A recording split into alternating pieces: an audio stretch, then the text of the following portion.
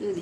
Oil free धोंडे कसे करायचे मैत्रिणींनो, कालच धोंड्याचा महिना सुरू झाला आणि आपल्याकडे प्रथा आहे की सर्वप्रथम आपण धोंडे देवासाठी करत असतो. तर आज मी सर्वप्रथम धोंडे करत आहे आणि हे धोंडे अगदी ऑइल फ्री आहेत. याकरता पुरणाचा वापर न करता या ठिकाणी मी शिरा केलेला आहे. त्यानंतर कणिक घट्ट मळून घेतलेली होती कणिक, आणि हे धोंडे आपण शिरा घालून तयार केलेले आहेत. तर ऑइल फ्री कसे करायचे तर बघूया.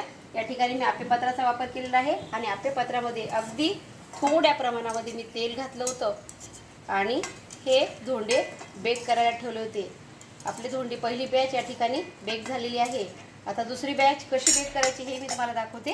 तुम्ही तेलाच्या ऐवजी या ठिकाणी तूपही वापरू शकता, कारण तुपामुळे त्याला टेस्ट अगदी छान येईल आणि धोंडे अगदी खूप छान प्रकारे बेक होतील. बघा, अशा प्रकारे आपल्याला हे धोंडे या आप्पेपात्रामध्ये टाकून घ्यायचे आहेत. एक एक धोंडा, कुठल्याही प्रकारचं खूप मोठ्या प्रमाणात तळण्याचं तेल या ठिकाणी आपण वापरलेलं नाही. आणि हे धोंडे आता इथे आपण बेक करायला ठेवले. याच्यावरती आपण झाकण ठेवूया आणि ही पहिली बॅच माझी इथे तळून झालेली आहे. बघा, तर हे ऑइल फ्री धोंडे किती सुंदर आणि छान इथे तयार झालेले आहेत. आवडली असेल रेसिपी तर नक्की करून बघा. ज्यांना कोणाला ॲसिडिटीचा त्रास आहे, पुरण जमत नाही, त्यांच्याकरता ही रेसिपी अत्यंत उत्कृष्ट आहे. हां, हे ऑइल फ्री धोंडे कसे तयार करायचे बघा.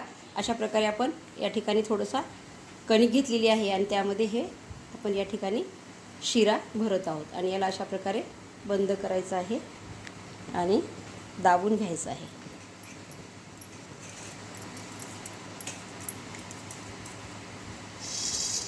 ज्यांना कोणाला तेल तूप चालत नाही त्यांच्याकरता अतिशय उत्कृष्ट ही पद्धत आहे. आवडला असेल तर नक्की करा.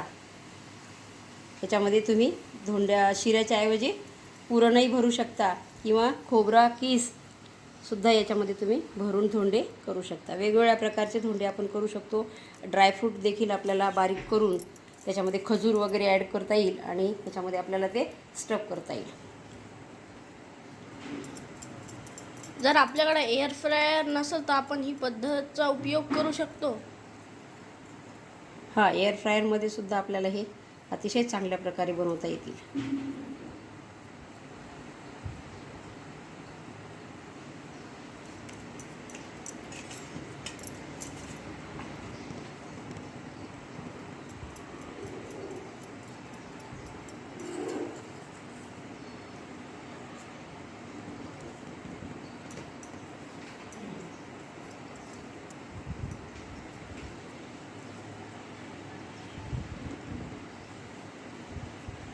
जवळपास आपले धोंडे या ठिकाणी आता आपली पहिली बॅच आता तयार झालेली आहे. पहिली बॅच आपण बघूया या ठिकाणी.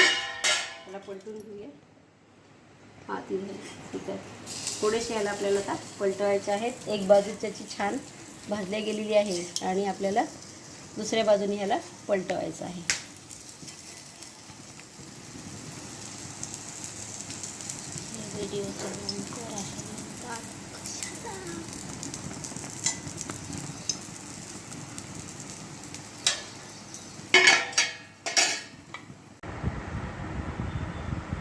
तयार आहे आपले ऑइल फ्री धोंडे.